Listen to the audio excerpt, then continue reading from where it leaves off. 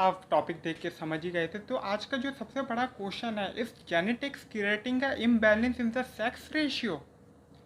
Sex ratio जो है बहुत बड़ी प्रॉब्लम है, और प्रॉब्लम है और बढ़ेगी हमारी ह्यूमन पॉपुलेशन में। हालांकि अगर हम वर्ल्ड मैप पे देखें कि मेल्स कहाँ पे ज़्यादा है या फीमेल्स कहाँ पे ज़्यादा है, या फिर कहाँ पे ये बराबर है ये रेशियो, तो फिर हमें लगेगा कि हाँ भाई नॉर्मली तो है, आधे देशों में मेल्स ज़्यादा, आधे देशों में फीमेल ज़्यादा है।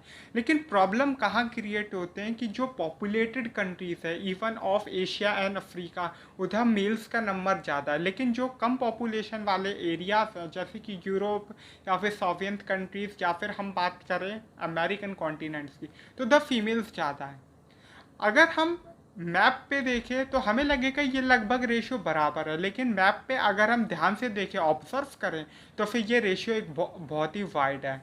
भले ही आधे देशों में, लेकिन बहुत से मोस्टली पॉपुलेटेड कंट्रीज है जैसे कि इंडिया और चाइना, जो कि ह्यूमन पॉपुलेशन पे प्रभाव डालते हैं। अब गाइस इस टॉपिक पे बात करते हैं, तो हम पहले अपने देश से शुरुआत करते हैं। आज से कई सालों पहले जब इंदिरा गांधी की गवर्नमेंट थी, तो वो फर्स्ट टाइम पॉपुलेशन के रेफरेंस में एक लाइन थी, टॉपिक एक नारा लाइन थी, हम दो हमारे दो। पहले हम बताते कि हम दो हमारे दो ऐसे ही बोल के नहीं बोल दिया गया था। उन्होंने काफ़ी रिसर्च की थी इस पे, और उसके बाद ये बोला गया था। हम दो और हमारे दो कैसे एक स्टेबल फॉर्मूला था। अगर मान लीजिए एक कपल है जिसके दो बच्चे हैं, एक लड़का और एक लड़की, ये एक बहुत सटीक एग्जाम्पल है। अगर मान लीजिए लड़की शादी होके किसी और के घर में चली गई, और अब एक लड़का बचा, और जिसमें पॉपुलेशन अब 3 हो गई, लेकिन एक लड़की अब शादी होके हमारे घर आ गई, तो 4 हो गई। मतलब अगर हम बात करें फिर उनके भी 2 होंगे, तो इस फॉर्म में ये स्टेबल रहा। अब प्रॉब्लम कहाँ पे आई कि जब पता चला किसी घर में 2 ही लड़के हो जाते हैं, ये हम उन्हीं एग्जाम्पल्स की बात कर रहे हैं जहाँ पे 2 बच्चे होते हैं, 2 हो जाते हैं, तो वो फिर आगे नहीं करते हैं क्योंकि हमारी मेल डोमिनेंट सोसाइटी है। लेकिन कई बार क्या होता है कि किसी के घर में 2 लड़कियां हो जाती हैं, तो फिर अगर वो पढ़े लिखे भी लोग करते हैं, मेल डोमिनेंसी की वजह से वो और ट्राई करते कि एटलीस्ट एक लड़का तो हो घर में। ये तो 2 लोगों की बात थी, लेकिन अगर हम बात करें उस एरा में हमारे फैमिलीज एजुकेटेड नहीं थी, तो फिर हमारे यहाँ उस टाइम पे 2 तो छोड़ो, हमारे 5-6 तो नॉर्मल बात थी, ये हमारे मिनिमम होते थे बच्चे।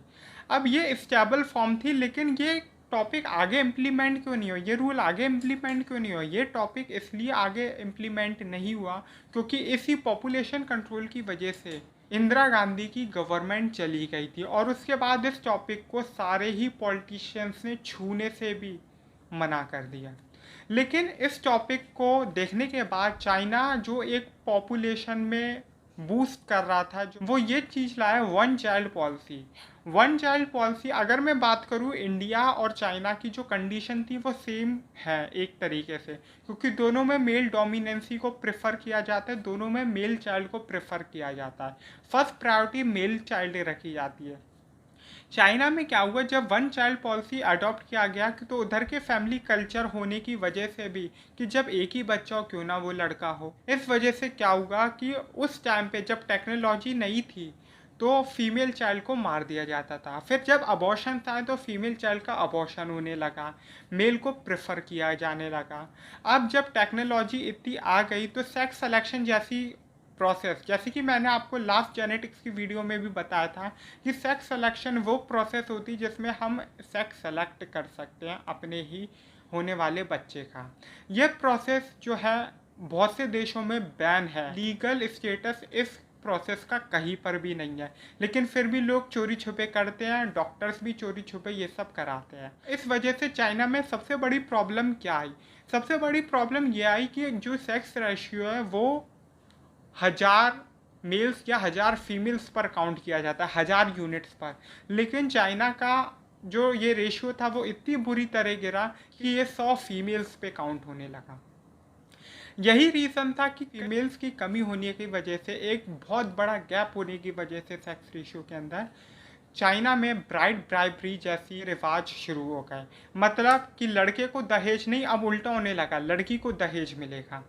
ऐसा इंडिया के भी कई इलाकों में होता है, क्योंकि बहुत सी जगह इंडिया के अंदर बस ऐसी मानसिकता होने की वजह से, मेल डोमिनेंसी और मेल प्रेफरेंस की वजह से कई जगह हमारे यहाँ भी सेक्स रेशियो बहुत गिर गया है। मतलब फीमेल्स है ही नहीं, जिस वजह से हमारे यहाँ भी ब्राइड ब्राइबरी कई इलाकों में देखने को मिलती है। जेंडरसाइड, अबॉर्शन और सेक्स सिलेक्शन एक ऐसी चीज़ें हैं जो कि साइंस का एक ऐसा रूप है जो कि ह्यूमन पॉपुलेशन पे प्रभाव डाले।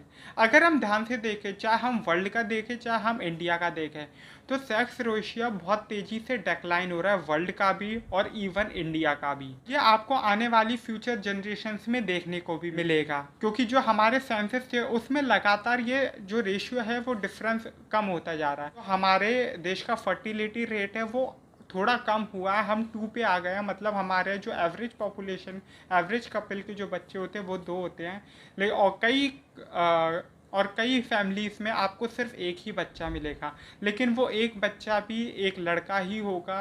तो इस वजह से जो जेंडर गैप है वो और बढ़ता जा रहा है।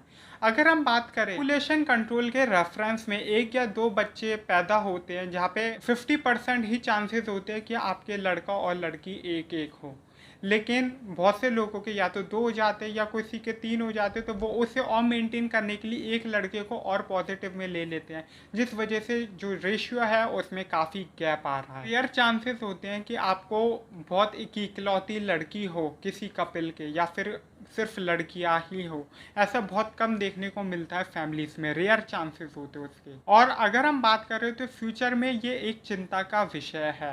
हो सकता है आज से आने वाले 2031 तक या 2041 तक इंडिया की कंडीशन इतनी वर्स्ट हो जाए, ऐसा प्रेडिक्शन, कि हम लोग 800-600 तक पहुंच जाए।